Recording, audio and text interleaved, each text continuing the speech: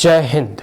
आइए आज हम इस वीडियो में प्रेसिडेंट और राष्ट्रपति के कॉन्स्टिट्यूशनल पावर्स जो इन्हें दिए गए हैं या फिर यह जो है act on the aid on advice of the prime minister, इन तमाम जितने भी अनुच्छेद प्रेसिडेंट से संबंधित हैं, उनके पावर से संबंधित हैं, या फिर यूं कहूं तो संविधान में राष्ट्रपति को क्या क्या जो अधिकार दिए गए हैं एग्जीक्यूटिव मेनली, तो हम यहाँ 3 ऐसे प्रावधानों के बारे में जानने का प्रयास करेंगे, ठीक है, जो कि राष्ट्रपति की शक्तियों से संबंधित है और संवैधानिक स्तर पे इनका क्या स्थान है, ठीक है, उनके बारे में, मतलब कॉन्स्टिट्यूशनल पोजीशन में एक राष्ट्रपति का क्या एज अ डिजिग्नेशन है, पद है, उसके बारे में जानेंगे। तो कॉन्स्टिट्यूशनल पोजीशन ऑफ प्रेसिडेंट, राष्ट्रपति के जो संवैधानिक पोजीशन है, ठीक है, उनमें प्रमुख 3 आर्टिकल है, आर्टिकल 53, आर्टिकल 74 एंड आर्टिकल 75। एक एक आर्टिकल को हम समझने का प्रयास करेंगे। सबसे पहला है आर्टिकल 53।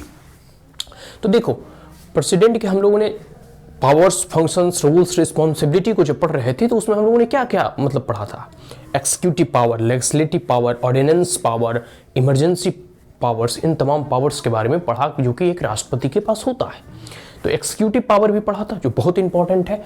तो उसमें आर्टिकल 53 अनुच्छेद 53 में कहा गया है कि executive power of the union, union in the sense पूरे के पूरे केंद्र सरकार, भारत सरकार, तो जितने भी भारत सरकार की एक्जीक्यूटिव पावर है, क्रियान्वयन करने की शक्ति, ठीक है, shall be vested in president, यह जो है प्रेसिडेंट के हाथों में होता है।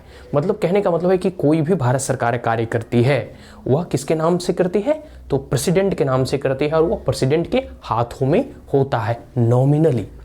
रियल तो हेड होते हैं, मतलब कह सकते हैं कि प्राइम मिनिस्टर करते हैं, बट नॉमिनली जो है पूरी की पूरी शक्तियां किस में निहित है, तो प्रेसिडेंट और राष्ट्रपति के पास।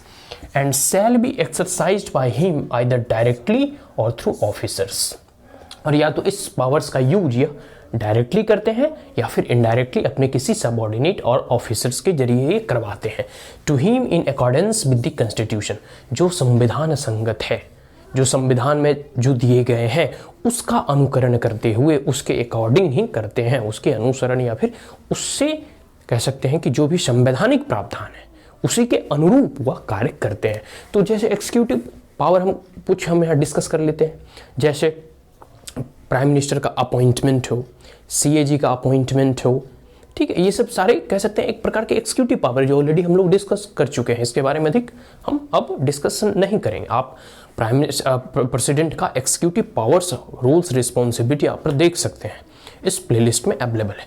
तो ये सब जो एक्जीक्यूटिव पावर है, जैसे इलेक्शन कमीशन का चेयरमैन को अपॉइंट करना है, चीफ जस्टिस ऑफ इंडिया को अपॉइंट करना है, तो ये सब सारे के सारे एक्जीक्यूटिव पावर प्रेसिडेंट के हाथों में होता है, और यह जो है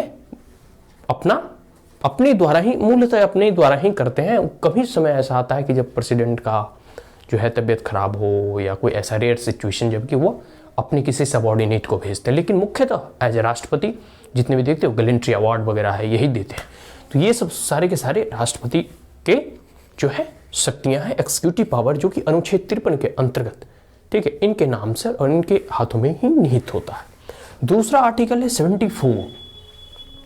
संवैधानिक स्थिति में एक राष्ट्रपति की संवैधानिक स्थिति क्या है भारत वर्ष में, वो अनुच्छेद 74 से आप आसानी से समझ सकते हैं, ठीक है। There shall be a council of minister, एक काउंसिल ऑफ मिनिस्टर होगा, जैसे पहले भी होता था ना कि राजा रजवाड़े होते थे, उसके मंत्री परिषद होता था, मंत्रिमंडल होता था, ठीक उसी प्रकार अभी भी जो है एक मंत्री परिषद होता है। तो there shall be a council of ministers with the PM, prime minister के साथ, जो कि रियल हेड और de facto head of the country है, एक प्रकार से हेड ऑफ द कंट्री का है या फिर हेड ऑफ द गवर्नमेंट का है, किसी भी भाषा में बोले। बहुत लोग कहते हैं कि president is the head of India and the prime minister is the head of government, आप इसे भी इस रूप में भी कह सकते हैं, लेकिन मूलतः भले ही प्रेसिडेंट को हेड ऑफ द पूरे के पूरे स्टेट और नेशन और इंडिया और कंट्री कहा जाता है, but the real authority belongs to the prime minister.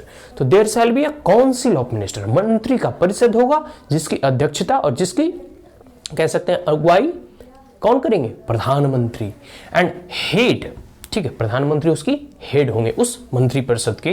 To aid and advise the president, वह जो है राष्ट्रपति को ऐड देंगे, एडवाइस देंगे, सलाह देंगे, मशवरा देंगे, ठीक है, और उसी अनुसार उन्हें कार्य करना होगा। ठीक है, who shell in exercise his functions act in accordance with such advice, और फिर राष्ट्रपति उनके द्वारा दिए गए सलाह मशवरा सजेशंस एडवाइस के अनुरूप ही संविधान जो संगत होगा उस कार्य को वो करेंगे। Is that clear? अब आपको लगता है कि अगर राष्ट्रपति ऐसा ना करे, भाई प्राइम मिनिस्टर एक इलेक्टेड रिप्रेजेंटेटिव है, तो स्वाभाविक सी बात है सारी शक्तियां उनमें निहित है। दूसरी बात है, जब हमने राष्ट्रपति के इम्पीचमेंट मोशन को पढ़ा था तो उसमें क्या था, उसका इम्पीचमेंट कब हो सकता है कि जब वह संविधान के प्रावधानों को फॉलो नहीं करेंगे तो एक कॉन्स्टिट्यूशनल क्राइसिस माना जाएगा, और इन दैट केस प्रेसिडेंट को संविधान के वायलेशन में उन्हें इम्पीच किया जा सकता है। और जो प्राइम मिनिस्टर होते हैं उनके पास लोकसभा में बहुमत होता है, भले राज्यसभा में ना हो, लेकिन एक प्रकार से उनका इम्पीचमेंट उनके द्वारा किया जा सकता है अगर नहीं माने तो इस सिंपल सी बात है कि आप कॉन्स्टिट्यूशन के प्रावधानों को उल्लंघन नहीं कर सकते हैं। वो एक गरिमामय पद होता है, वो खुद जानते हैं कि या मैं एक जो है कह सकते हैं कि nominal head of the state हूं या फिर हेड ऑफ दिस कंट्री हूं। तो they always act on the advice of the prime minister. Article 74। Now article 75 है कि the council of minister shall be collectively responsible. जो काउंसिल ऑफ मिनिस्टर है वो कलेक्टिवली रिस्पॉन्सिबल, मतलब सामूहिक तौर पे जिम्मेदारी बनती है उसकी टू द लोकसभा में, and the provision is foundation of the parliamentary system of government. और इस प्रावधान को, इस अनुच्छेद 75 को यह पार्लियामेंट्री सिस्टम ऑफ गवर्नमेंट के फाउंडेशन के तौर पे, यह एक प्रकार से नींव के तौर पे माना जा रहा है। एक प्रकार से कह सकते हैं कि इसी फाउंडेशन पे parliamentary system of parliamentary form of government जो है कह सकते हैं कि इस्टेब्लिश होती है। तो ये कुछ कलेक्टिव रिस्पॉन्सिबिलिटी का कहने का मतलब है सामूहिक जिम्मेदारी। कोई भी निर्णय, कोई भी बिल, कोई भी कुछ भी पारित करना हो तो पूरे के पूरे जो है मंत्रिपरिषद, मंत्रिमंडल जो है एक साथ उसमें निर्णय लेता है और सर्वसम्मति से उसे पारित करता है। कोई ऐसे व्यक्ति होते हैं, कोई ऐसे मंत्री होते हैं जो अगर ओपिनियन में डिफॉल्ट करते हैं, या तो वो साइलेंट रहें या फिर मंत्री पद से अपने इस्तीफा दे दें, ये होता है। ठीक है, तो कलेक्टिव रिस्पॉन्सिबिलिटी बनती है दे सिंक और स्विम टुगेदर, कह सकते हैं वो तैरते और डूबते एक साथ। जिस प्रकार से जैसे मान लो कभी अगर पूरे के पूरे प्राइम मिनिस्टर ने मंत्रिमंडल को डिसॉल्व कर दिया, प्राइम मिनिस्टर के पास पावर होती है कि वो किसी भी मंत्री का रेजिग्नेशन दिलवा सकते हैं। ठीक है, तो ये 3 प्रावधान है constitutional position of the president. President से संबंधित इसलिए इंपॉर्टेंट है क्योंकि पहला तो है एक्सिक्यूटिव जो भी पावर्स हैं या फिर जो भी कार्य होते हैं यूनियन के, उनके नाम पर लिया जाता है। दूसरा वो act on advice of the, कह सकते हैं कि प्राइम मिनिस्टर करते हैं, और प्राइम मिनिस्टर भी काउंसिल ऑफ मिनिस्टर के साथ ही कोई एडवाइस देता है। मतलब प्रेसिडेंट मांग सकते हैं कि आप दिखाइए काउंसिल ऑफ मिनिस्टर का हस्ताक्षर, क्या काउंसिल ऑफ मिनिस्टर से आपने सहमति ली है। ठीक है, ऐसा नहीं कि प्रधानमंत्री को जो मन में आएगा वो कर देगा, नहीं, सिंगल व्यक्ति के प्रति ये रिस्पॉन्सिबिलिटी नहीं है प्रेसिडेंट की, इनकी रिस्पॉन्सिबिलिटी है prime minister with the council of minister. तो प्रेसिडेंट कई बार होता है कि वो कोई भी कह सकते हैं कि बिल पर साइन करने से पहले जो होता है ना कि कोई भी बिल तब तक इन्फोर्स नहीं किया जा सकता जब तक प्रेसिडेंट का हस्ताक्षर नहीं हो, वो मांगते हैं कि आप दिखाइए काउंसिल ऑफ मिनिस्टर्स के सहमति पत्र को दिखाइए। तो ये सब सारी चीजें हैं, ये 3 इंपॉर्टेंट प्रोविजन का यहाँ हम लोगों ने जिक्र किया। ठीक है, इससे आप प्रेसिडेंट की रियल पावर और उनके नॉमिनल हेड होने का पता लगा सकते हैं। बट सबसे बड़ी बात है, इस पद का एक गरिमा है, और कह सकते हैं कि एक प्रकार से हमने parliamentary system of parliamentary form of government as a Britain से लिया है। तो पहले राजे रजवाड़े होते थे, उनका जैसे अमात्य जो होता था वो, अब जैसे देखो मगध एक बहुत बड़ा साम्राज्य था और ऐतिहासिक पृष्ठभूमि में उसका बहुत बड़ा कह सकते हैं ना कि रोल होता है। अब कौटिल्य चाणक्य की अर्थशास्त्र, तो उसमें क्या हो, जो राजे महाराजे होते थे उसका एक प्रधानमंत्री होता था अमात्य। वो अमात्य जो है सारा कार्य भार संभालता था, राजा तो ऐसो आराम की जिंदगी जीता था। खैर चलो वो चीज़ है, तो एक प्रकार के ये राजा हैं, किंग हैं। ठीक है, जो कि मंत्रिपरिषद और मंत्रिमंडल जिसकी अध्यक्षता प्रधानमंत्री करते हैं उसके जो है एड एंड एडवाइस पे कार्य करते हैं एकदम स्वतंत्र रूप से, कोई टेंशन इन्हें, मुक्त रूप से।